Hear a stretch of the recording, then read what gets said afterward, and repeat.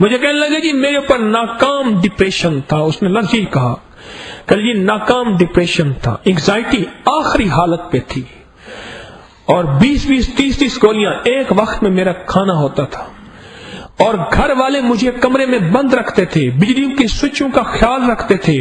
جی چاہتا تھا ہر وقت خودکشی کر لوں, 5-6 دفعہ کوشش کر چکا تھا, زخم بھی دکھائے مجھے.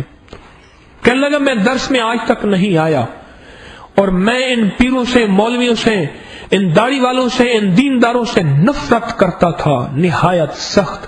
تو مجھے کسی نے کہا تم نہ جا, یہ روحانی غسل کر لے. روحانی غسل پتہ نا آپ کو, روحانی غسل کر لے.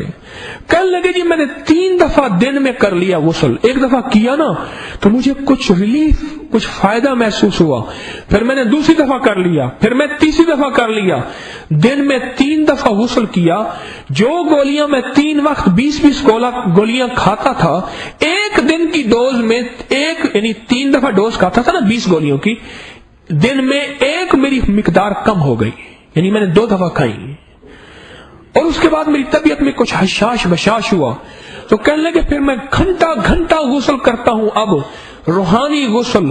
اب عالم یہ ہے کہ صرف ایک گولی کھاتا ہوں, اور وہ بھی میں کہتا ہوں کہ چھوٹتی نہیں, یہ بے حیا منہ کو لگی ہوئی.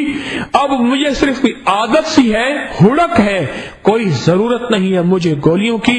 میں دنیا کے نارمل انسانے میں ہوں. اب گھر والے میری سیکیورٹی کرنا چھوڑ گئے, تالے لگانا چھوڑ گئے, سوئچ, بجلیاں, ہر چیز, گرلیں لگا دی, اوپر سے چھلانگ نہ لگا دے. ہر گھر بند تھا, میرا گھر قید خانہ بن گیا. میری زندگی نئی آباد ہو گئی. نفسیاتی الجھنیں, اسٹریس, انگزائٹی, ڈپریشن میرا ختم ہو گیا, صرف روحانی غسل کی وجہ سے.